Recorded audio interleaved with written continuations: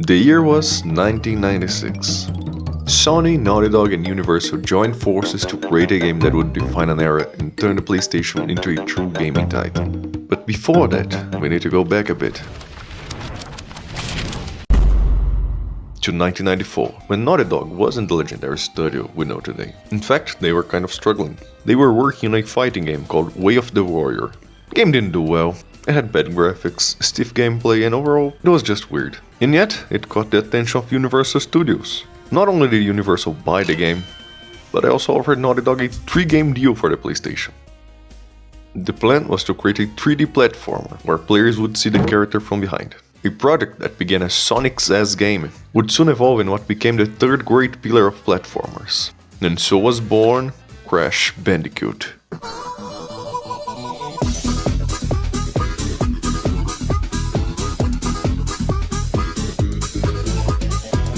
With its strange music and a PowerPoint-style trailer that was just peak at the time, the game launched in September 1996 and it was an instant hit. Selling over 6 million copies, it had everything. A strong identity, great level design, and fun, responsive gameplay. And most importantly, it gave Sony what they desperately needed, a mascot. Finally, PlayStation had a true rival to Mario and Sonic.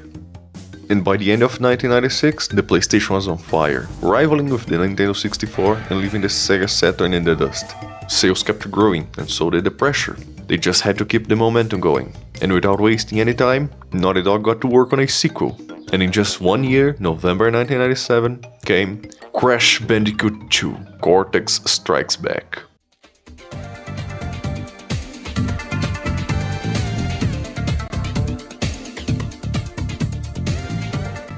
The levels were better, the controls smoother, and the game introduced new mechanics like sliding and crouching, bringing a whole new level of complexity to movement. The result? A faster, more refined sequel. A complete upgrade from the first game. But the first Crash received some criticism, despite its massive success. For its tricky gameplay, Crash 2 was widely praised. Its precise controls and creative level design won over millions of players, cementing Crash as one of gaming's biggest icons. And after such a strong sequel, Naughty Dog still had one more game left in their deal with Universal. And everyone expected something even greater. And so, launched in November 1998, Crash Bandicoot Warped.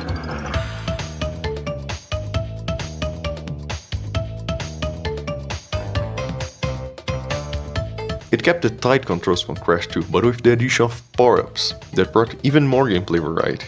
There were vehicle levels that provided good change from the platforming, and it even had Coco, Crash's sister, in some levels. The game was another massive success, selling over 7 million copies, and became one of PlayStation's most popular titles. At this point, Crash wasn't just the PlayStation's mascot anymore, he was an icon. The deal with Universal paid off way more than they expected, and after Crash 3, Naughty Dog still had one last card to play.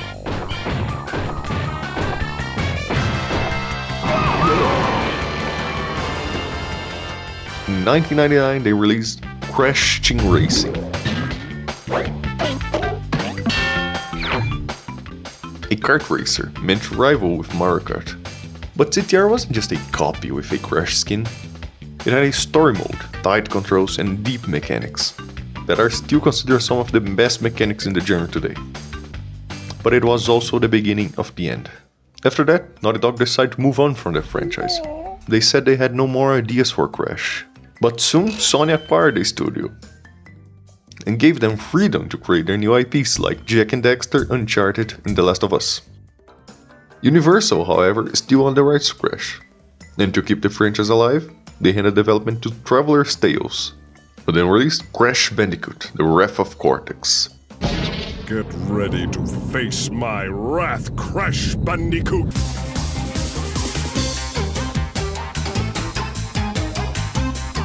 The gameplay felt similar to the originals, but something was off. Crash had lost that smooth, magical feeling of the original trilogy. And even then, the game sold well, even though it was mostly carried by the franchise's name. But it was criticized for being too similar to Crash 3, right down to the level themes and gameplay, and even the level selection. They didn't evolve the franchise like the PS1 games did. And the new mechanics? They kinda sucked. Apparently, Naughty Dog weren't the only ones out of ideas. And in 2003, Universal brought in another studio, Vicarious Visions, who released Crash Nitro Kart. And it was actually pretty good, a solid sequel for CTR, but it also showed a worrying pattern forming the newer Crash games. The gameplay felt similar, yet slightly off. It looked like CTR, but it didn't feel as sharp or satisfying. Still, the game performed well, buying Universal some time, while Traveler's Tales worked on the next title, that was released in 2004, Crash to Insanity.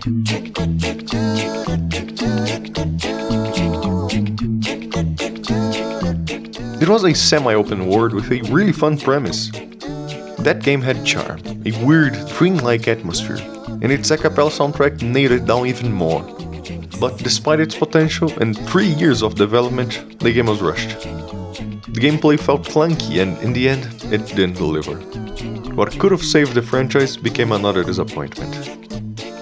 And after that, Universal handed Crash to Radical Entertainment. And first came Crash Tag Team Racing. With a theme park style, it was a strange mix of platformer and kart racer. The driving was way worse than CTR or Nitro Kart. And the gimmick of combining vehicles didn't really land.